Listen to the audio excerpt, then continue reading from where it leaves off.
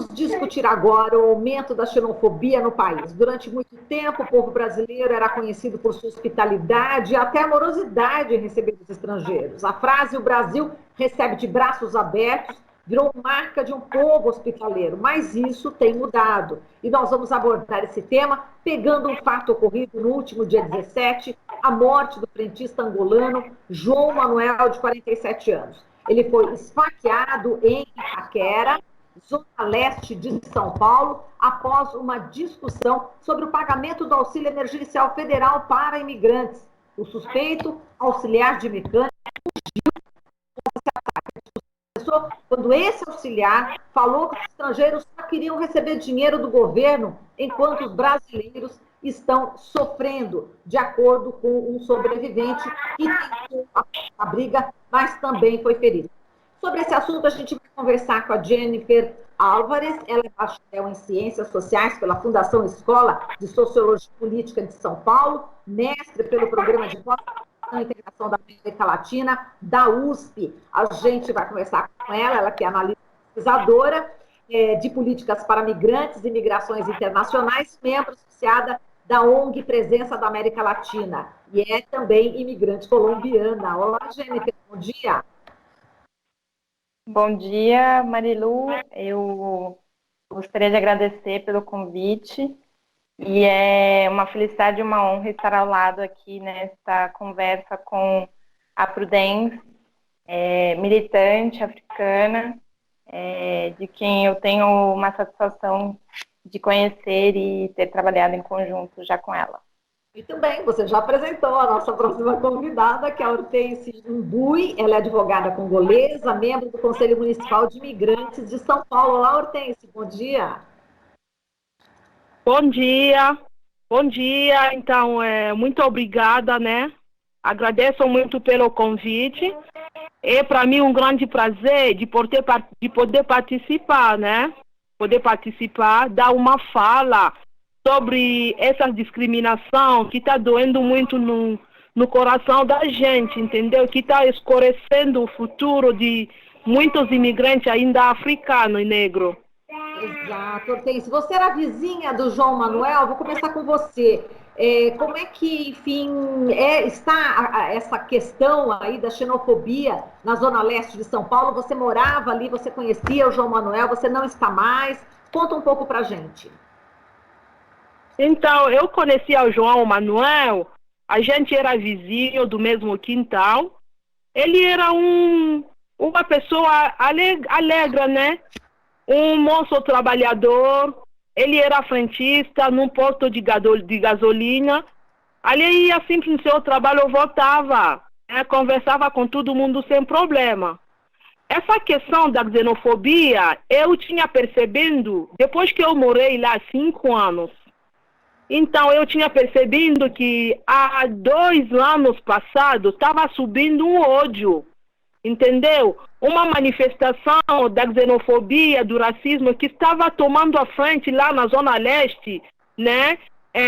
Isso, a gente estava remarcando isso no ponto dos ônibus, entendeu? No mercado, quando você vai, na feira, quando você vai, como que reage alguns brasileiros, o que eles dizem na cara da gente, entendeu? Como as pessoas são discriminadas nos ônibus pela motorista, pelo cobrador. Eu estou falando isso porque lá nessa região da leste tem uma forte concentração dos imigrantes ainda africanos, entendeu? Tem uma grande concentração e a maioria está na região da Penha e outro lá nessa região da Itaquera, principalmente no conjunto AE Carvalho. Então, nessa linha de ônibus tem muito testemunho, entendeu, de maltrato dos imigrantes. São motoristas que passam, que não quer parar.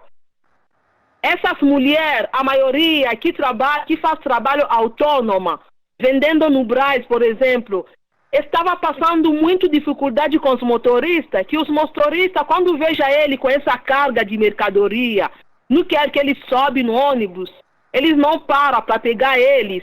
Quando eles ficam lá no ponto de ônibus, na plataforma de ônibus lá em Arthur Avim, nessa linha 27 e 27, tinha motorista, talvez não sei, eles não querem que ele sobe, fala da carga que ele está carregando. Então a gente passou por muitas dificuldades nesse sentido. A questão de aluguel, os vizinhos, tem vizinho que não quer olhar para a cara das pessoas imigrantes. Tem dono de casa também que maltrata, né?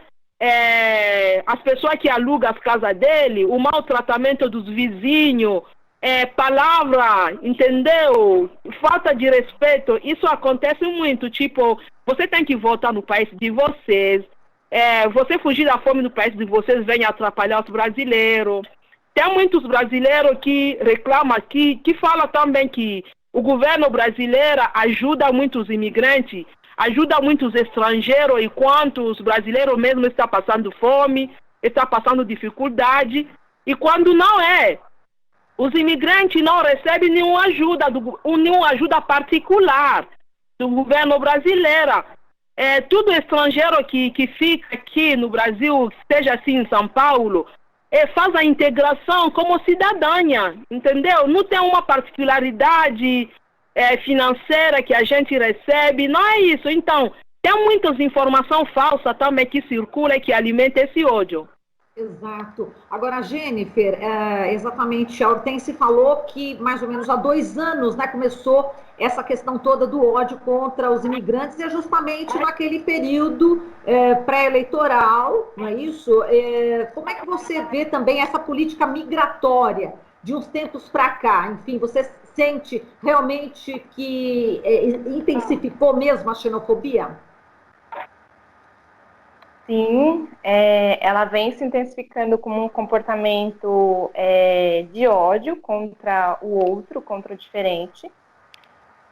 Alguns marcos eles podem ser citados no Brasil, em termos institucionais ou do governo federal. A gente teve uma sanção em 2017 do novo Marco Brasileiro para as Migrações, a Lei Nacional para a Migração, que contou com vetos muito criticados, né, pelos especialistas à época, e que tem severos impactos aí na regularização dessa lei.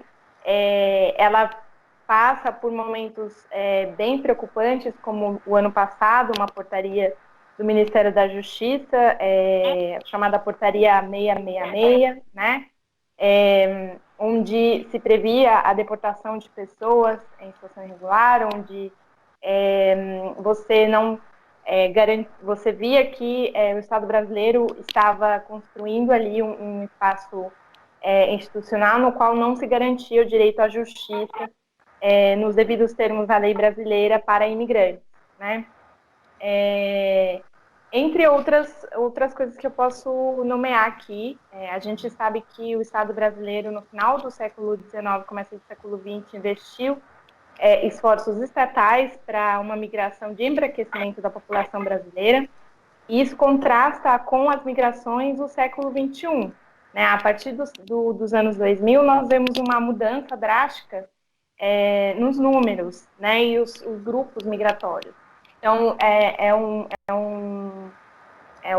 são 2 décadas onde a migração haitiana, a boliviana, a migração africana, ela começa a caracterizar esses novos fluxos, que na academia são conhecidos como fluxos migratórios forçosos. A gente no Brasil tem pouco mais de 1.250.000 imigrantes, né, que mais ou menos um aproximado de 0,4% da população brasileira, que contrasta aí com algumas ideias, né, e proporções que se tem, muitas vezes inchadas propositalmente, de refugiados, né, esse grupo no qual a Hortense faz parte, do nosso companheiro que citou, o João Manuel. Nós temos um pouco mais de 36 mil refugiados reconhecidos até o ano de 2018, mais ou menos, né? Então, dentro dessa proporção, a gente tem uma maioria, né, de bolivianos, haitianos, dentro desses grupos. Aqui em São Paulo, nós temos em primeiro lugar, né, das migrações, os bolivianos, no quinto lugar, os haitianos. Dentro também do que a gente pode destacar dos refugiados aqui no Brasil, e que são questões alarmantes e que aproximam esses imigrantes, esses refugiados, para dentro desse contexto social, né, que os negros, os indígenas vivem atualmente no Brasil, por exemplo, um dado do relatório da ABMIGRA de 2019, onde a gente pode perceber que mais de 75% dos refugiados no Brasil trabalham mais do que 44 horas por semana, né? Que 50% desses dados, datados mais ou menos até 2017, 50% dessa população refugiada é negra, 16% é parda, né? E como isso nos traz elementos, né? Por exemplo, a migração angolana, em 2017, ocupava o 7º lugar dentro desse grupo de refugiados, né? E como que a gente coloca ali, né, questões raciais que são inevitáveis, né? E que permeiam aí as migrações e permeiam também esses comportamentos violentos que a gente vem notando mais recentemente. Certo. Agora, Hortência, eu queria que você falasse da sua situação agora. Você falou que morou 5 anos ali na região, ali onde João Manuel morava, mas você mudou. Como é que está a situação nesse momento? Nesse momento, a situação... a gente está com medo, né? O medo dentro dos imigrantes tomou o primeiro lugar. Tem muitos que estão querendo se mudar desse bairro, entendeu? Porque, como é uma periferia, está acontecendo muitas coisas. Envolveu muitas coisas, entendeu?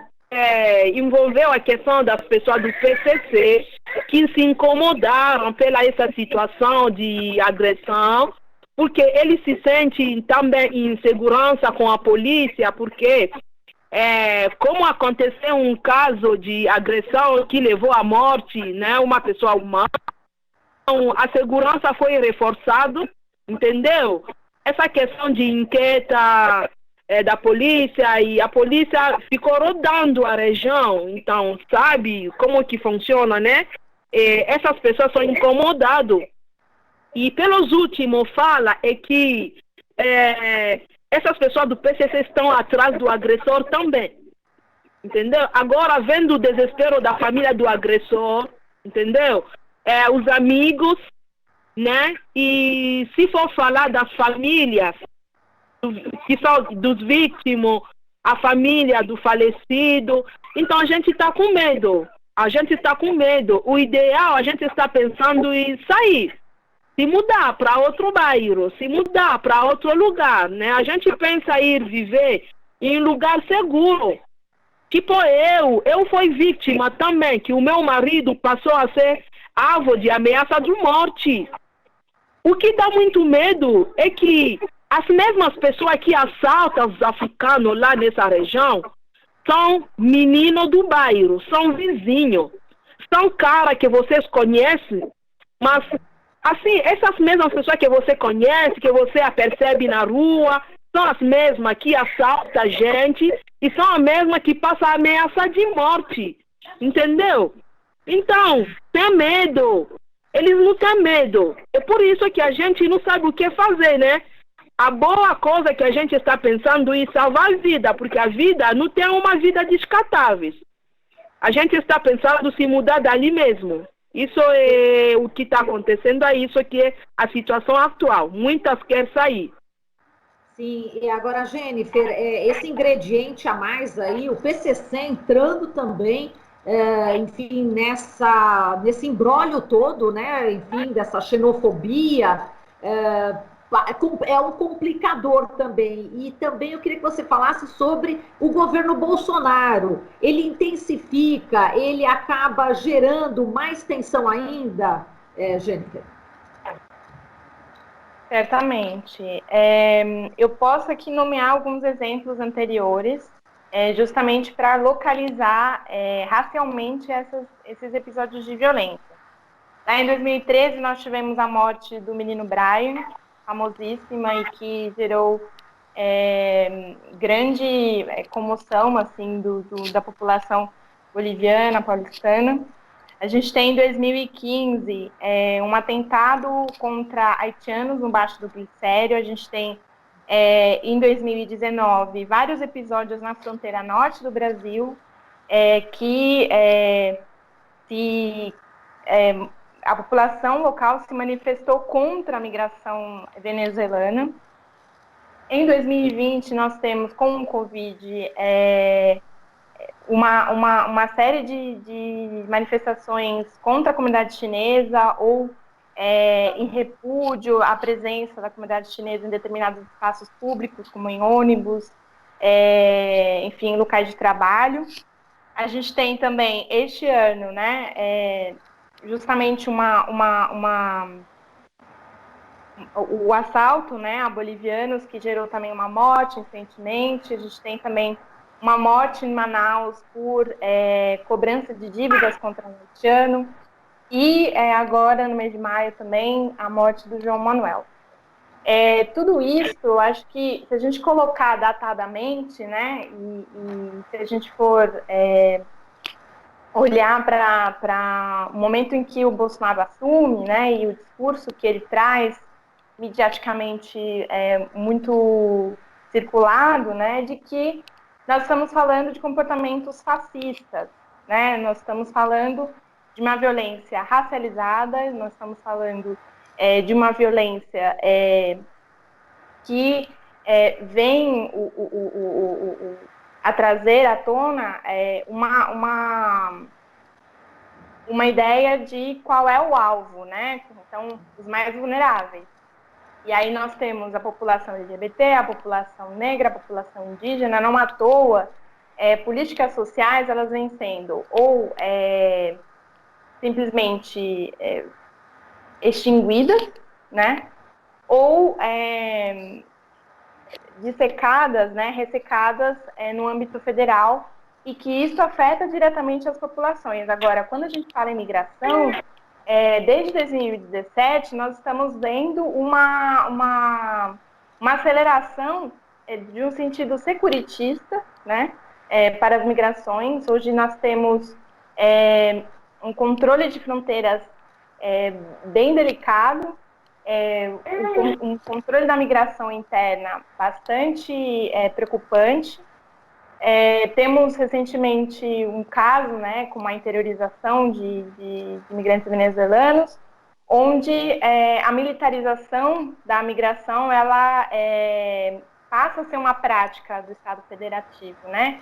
E de como que isso também reflete, né, nesse discurso em que o imigrante não faz parte, né,